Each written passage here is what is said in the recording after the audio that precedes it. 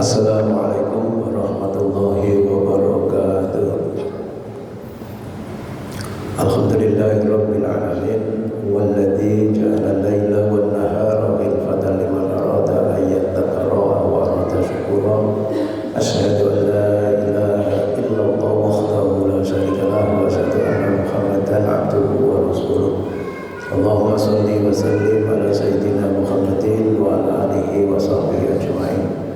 Wa qala Allah ta'ala fil Qur'anil Karim, a'udzu billahi minasy syaithanir rajim. Wa ma atakumur rasulu fakhudhuhu wa ma nahakum anhu fantahu. Yang saya hormati Bapak Kepala Kantor Kementerian Agama Kabupaten Sudoro, Bapak Kasih, Pak Penyelenggara, Ketua Takmir Masjid Al-Ikhlas, dan seluruh jamaah kajian atau pengajian pada Zuhur setiap Ramadan, ibu-ibu yang mulia yang saya cintai, saya banggakan.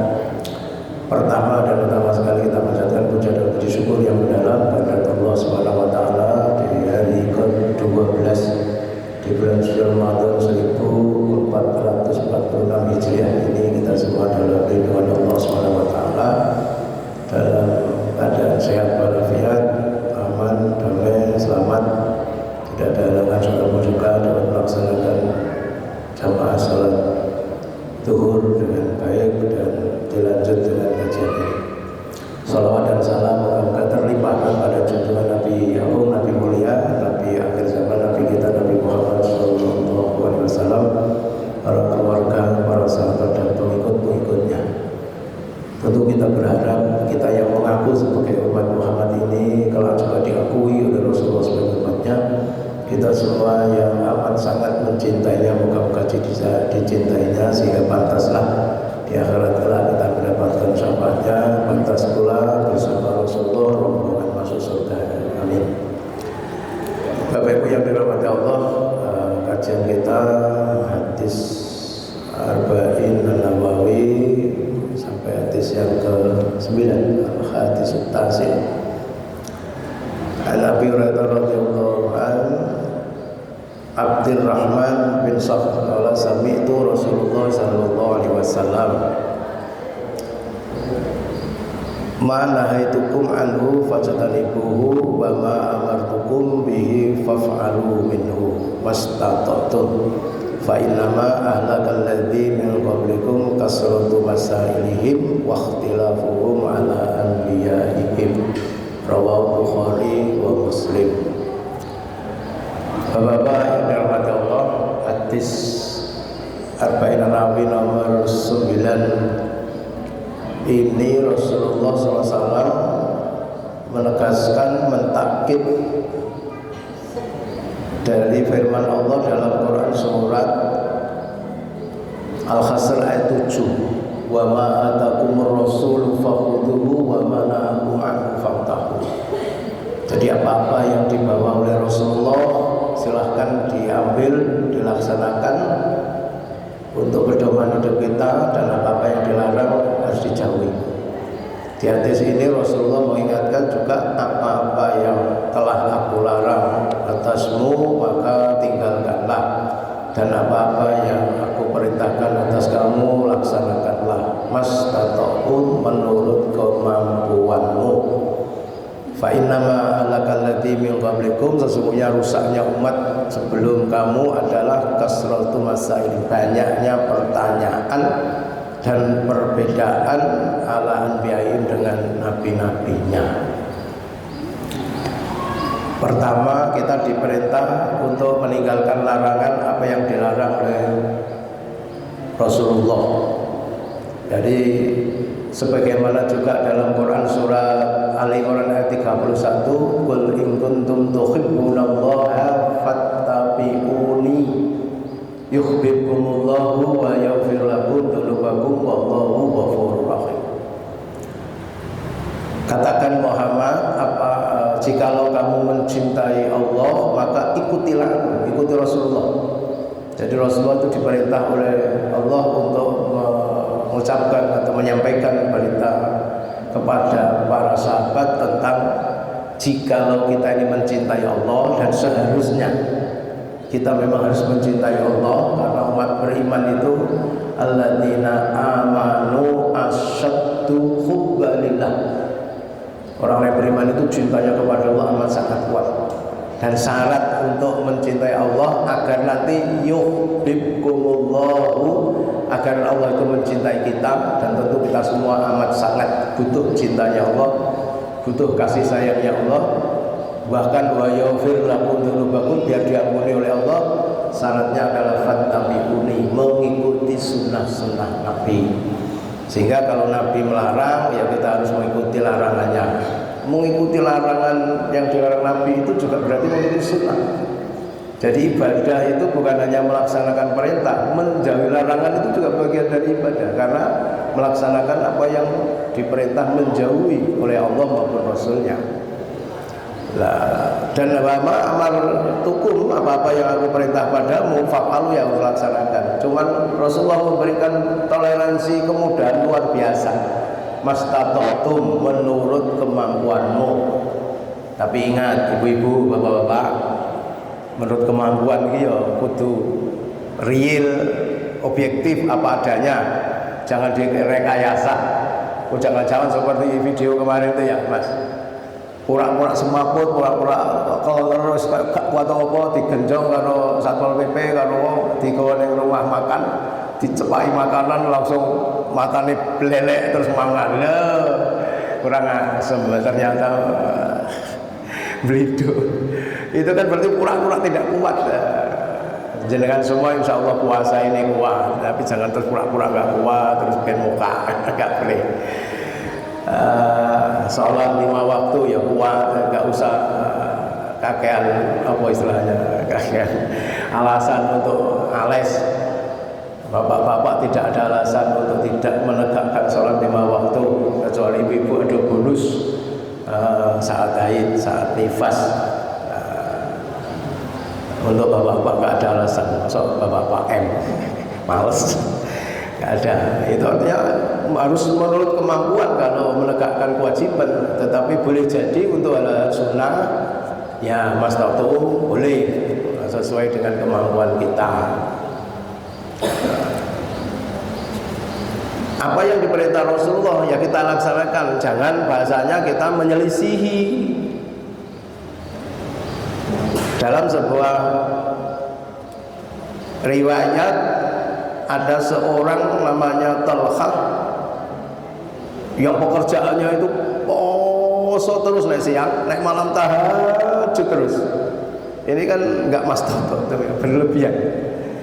Sementara dalam Al-Quran juga ada ayat la taghlu fi dinikum, jangan kau berlebih-lebihan dalam agama. Pas temannya Salman itu berkunjung ke rumahnya, ditemu istrinya, kaget. Loh, Bu, gitu. Sampean kok kuru jengkuris welek cepet tuwek. Ana apa, Bu? Lah piye aku ora diopeni karo pake. Gak diopeni piye to? Lah piye wong sagerawan ya poso terus apa bojoku Talha. Lah nek bengi tahajud terus ya. Blas gak tahu dijak ibadah bersama yang mendapatkan pahala yang nikmat itu. Akhirnya dilaporkan halnya kepada Rasulullah, dipanggillah Talha, lalu dituturi. Talha, kamu bisa menghatamkan Al-Quran? Bisa ya Rasulullah. Berapa biasanya? 1 hari khatam. Loh. Ya ojo 1 hari toh. 3 hari bisa, jangan 3 hari, seminggu. Sampai Rasulullah itu memberikan gambaran sebaiknya ya 1 bulan 1 kali khatam itu bagus, 1 hari 1 juz. Itu sudah banyak, karena dalam hadis Rasulullah pernah Rasulullah matur baca Al-Quran itu minimal 100 ayat. Nah, 1 ayat kan mendekati 1 juz. Kalau kita nggak baca Al-Quran sama sekali, nggak baca Al-Quran 1 juz dalam 1 hari, ya kecuali ibu yang haid, itu dianggap hati kita mati. Afala yatadabbarunal Qur'an am ala qulubin aqfaluha. Dianggap hati kita mati. Makanya harus baca Al-Quran. Tapi harus ojo terus 1 hari khatam dibaca sendiri loh. Bukan kalau kita khataman bersama masing-masing 1 juz, wong 30 1 jam khatam. Bukan itu. 1 hari sendiri. Ini artinya berlebihan. Ingat Tolha, dinasih Rasulullah, matamu itu punya haknya. Gegermu itu loh, gegermu. Kalau kamu tidur meletakkan gegermu ke tempat tidur, itu juga haknya badanmu. Istrimu juga punya hak gitu lah. Jadi artinya ya mohon maaf lah, jangan sampai kita ini mengerjakan sesuatu itu bahasane koyo opo ongkrongan itu. Pas mumpung puasa, iya betul, puasa ini memang bulan penuh berkah, penuh rahmat, penuh ampunan. Kita harus beramal sebanyak-banyak, iya, tapi jangan lalu berlebih-lebihan yang sampai haknya mata nggak dipenuhi, haknya badan nggak dipenuhi, haknya istri nggak dipenuhi, haknya kalau jadi guru jangan haknya muridnya nggak dipenuhi, kalau pegawai jangan-jangan haknya negara nggak dipenuhi. Wajib terus nggak nyambut gawe-gawe. Makanya kalau di sini dibuat jadwal bergantian itu bagus lah katanya. Jadi ini contoh Tolha sama Salman yang menghadap pada Rasulullah gara-gara Tolha ini terlalu itu nggak baik. Kisah yang lain, ada 3 sahabat Nabi yang bertamu ke rumahnya Rasulullah di siang hari gini. Rasulullah habis sholat zuhur itu layah-layah gitu di kamarnya, lalu ditemui oleh istrinya Bunda Aisyah. Lalu bertanyalah 3 sahabat ini tentang ibadahnya Rasulullah, tentang akhlaknya Rasulullah, tentang puasanya Rasulullah, tentang tahajudnya Rasulullah, tentang sholatnya Rasulullah. Ya jawabnya Bunda Aisyah, ya jangan kau tanya tentang sholatnya Rasulullah, puasa Rasulullah. Rasulullah itu orang yang paling takwa di antara kita. Jangan kau tanya tentang lama dan panjangnya jikalau sholat sampai kakinya abuh. Ibu-ibu, bapak-bapak pernah kakinya abuh gara-gara kesuwen sholat tahajud?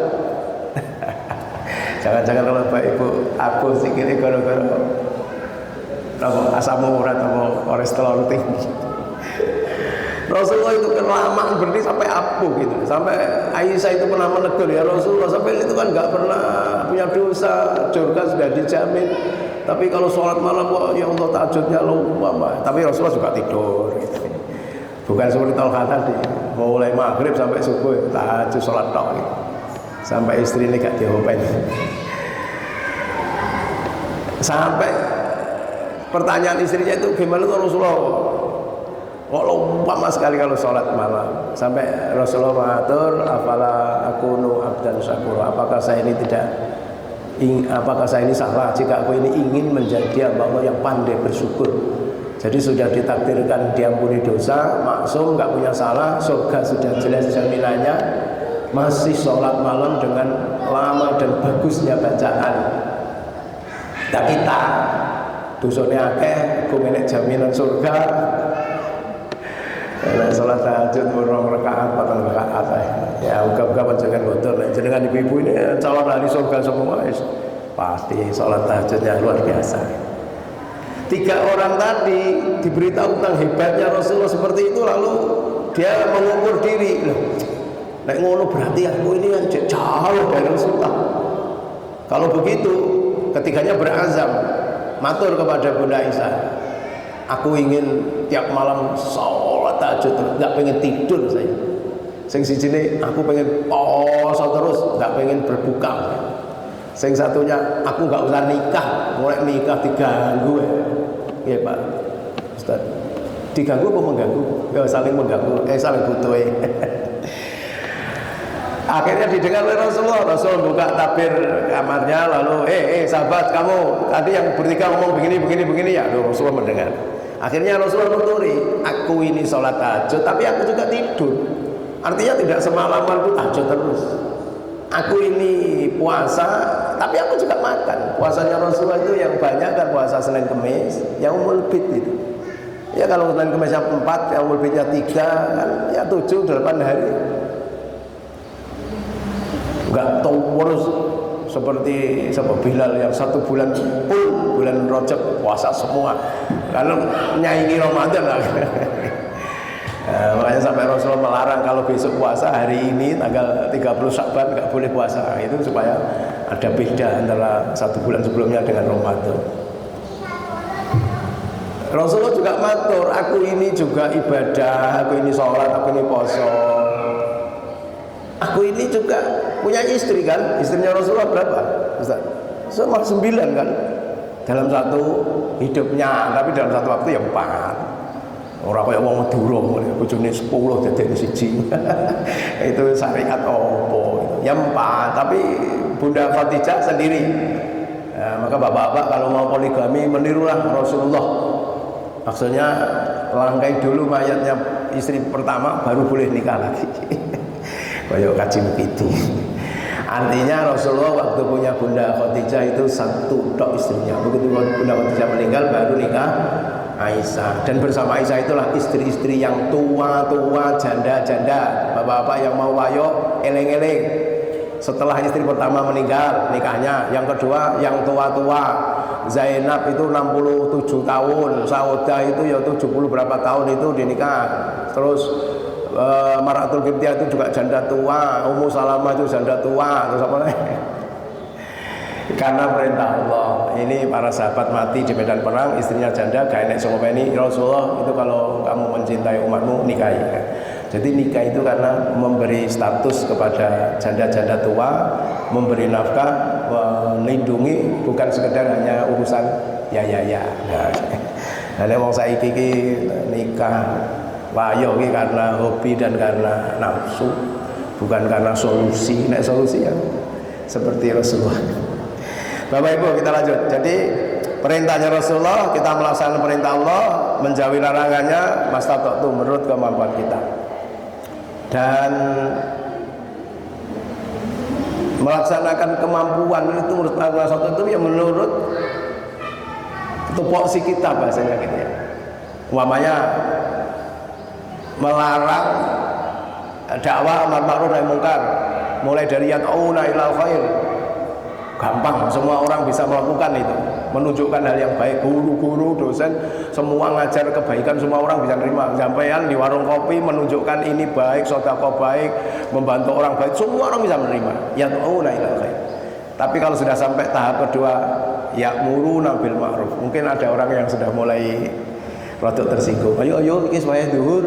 Ayo sampean ruangan saja. Begitu adzan duhur, adzan sudah dibunyikan sama Mas Topa, terus lalu ayo jamaah. Mungkin loh, mohon maaf, ada hati orang-orang yang rodok dengki itu kayak santri-santri dewi. Enggak, kalau di Kemenak enggak, saya yakin di Kemenak enggak ada gitu. Nek ning warung mungkin ada teman jenengan yang jenengan bosi, jenengan bayari sekalipun. Jenengan waktu adzan zuhur tiba jenengan ngajak ayo jamaah gitu. Mesti ada sing gerundel enek sing kayak santri-santri dewi itu. Apalagi kalau sudah sampai tataran wayan hauna anil munkar, melarang kemungkaran. Habib Muhammad di Tuban itu sampai dibunuh oleh anak-anak yang mendem toak, sampai akhirnya DPR gawe aturan tentang larang toak di Tuban haram itu ya gara-gara melakukan nahi mungkar. Memang berat negara yang seperti ini, klasemen korupsinya Pertamina hampir 1000 dan seterusnya itu. Ayo jenengan menghentikannya piye? Ya menghentikannya ya apa bila kita man ra'a minkum munkaran falyughayyir biyadi. Nah kita nggak mampu, kita bukan pejabat kayak wali kota yang tanda tangan Bu Risma erek Gang Doli ditutup. Itu kan biyadi. Ya kelas kita ya kelasnya Ikhwanuddin ya Fabilisani ya sudah bilisan. Kita nyampaikan ke bupati, ke DPR, ke Pak Kapolres, termasuk ke umat bilisan. Ya isane gitu. Ini tadi sudah yang ketiga atau keempat saya ceramah. Ya sudah bismillah. Ya soalnya memang ya Ikhwanuddin bilisan ya. Nek gak iso bilisan pun fabi qalbi, dengan hati, dengan menolak kemaksiatan itu, dengan mendoakan, memohonkan kepada Allah. Nek tanggane sing berbuat tidak baik didoakan moga-moga dapat hidayah minimal kan. Bapak Ibu yang dirahmati Allah, yang di bagian akhir dari hadis ini adalah fa inna ma ahlakal ladzi min qablikum. Rusaknya umat sebelum kamu itu adalah kasratu masailihim waqtilafu ala anbiya'ihim. Kakean tanya, kakean teko. Jadi bertanya itu boleh, kritis boleh, tapi jangan sampai pertanyaannya yang nanti menunjukkan seperti larangan Allah dalam Quran surat Al-Maidah 1 itu, ya ayyuhalladzina amanu la tas'alu an asya'a in tubdalakum tasukkum. Orang yang beriman, janganlah kamu banyak tanya, dengan tanya itu menyulitkan kamu. Bahkan sampai gara-gara pertanyaanmu sampai Allah menurunkan ayat yang ayat itu membebani kamu. Umpamane secara nyata kita ini, ya mohon maaf ya orang ngepuk. Di antara kita ini kira-kira siapa yang kita ini akan nanti bisa ditakdirkan Allah sebelum mati naik ke ruang angkasa, ke bulan. Terus enek kiai pengajian begini terus tanya, Pak Yai tanya, salate tenggene bulan itu kira-kira ngadep kiblate teng pundi Pak Yai? Terus subuhnya jam piro, dhuwure jam piro? Kiai ini bingung. Jawab sing teko pun yo orang arah toh. Seperti itu akan dilaksanakan. Mau teko sing wajar-wajar urusan tiap hari yang kita alami ini aja yang wajar. Nggak usah banyak tanya, yang tanya itu malah menyulitkan kita. Sehingga dengan demikian ya kita beragama ini sekali lagi haruslah yang sesuai dengan ketentuan Rasulullah tentang bulan puasa. Mamanya dulu pernah pengalaman saya di Kemenak ini ada saudaranya Pak ini Pak Sueb ini, teman akrabnya Bolone ini. Puasa, kalau puasa begini itu nggak kumpul sama istrinya 1 bulan. Ngomong sama saya, aku nek poso itu balas gak kumpul, gak kayak punya Parmi, gak kumpul bojone 1 bulan penuh pun, karena suaminya kalau malam itu ngaji terus, istrinya nggak minta, yus kesepakatan. Jadi tak katakan kepada beliaunya itu dosa ya. Loh kok dosa?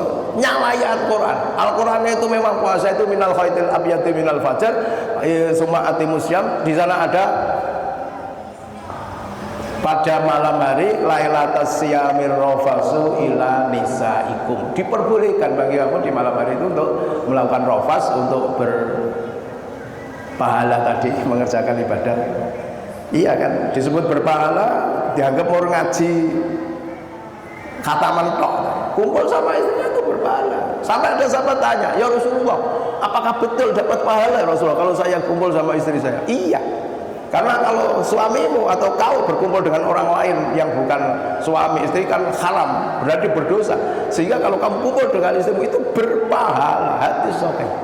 Loh kok sampai di Ramadan 1 bulan penuh gak belas, kira podo karo Talhah tadi yang benar-benar berada dalam ya Allah kesusahan istrinya sampai memendam kangen pot.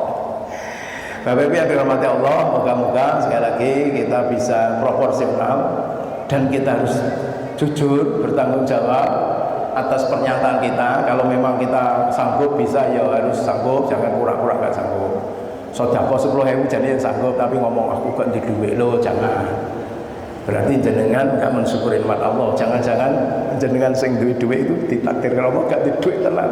Wong di duit kok ngaku gak di duit. Jane mampu, tahajud ya mampu tapi gak pernah tahajud. Salat duha jane yang mampu tapi gak mau tahajud duha. Salat sunnah rawatib muakkadah qabla zuhur 4 rakaat, setelah zuhur 2 rakaat gak mau mengerjakan, alasannya aku gak mampu aku ya. Moga-moga kita diberikan hidayah oleh Allah, diberikan kekuatan, diberikan sehat, diberikan kuat, mampu melaksanakan puasa kita sampai akhir, dan tetap sekali lagi proporsional tadi, lebih banyak lebih baik, tapi juga sekali lagi tidak boleh menyakiti diri. Demikian kurang lebih maaf. Bila taufiq wal hidayah. Assalamualaikum warahmatullahi wabarakatuh.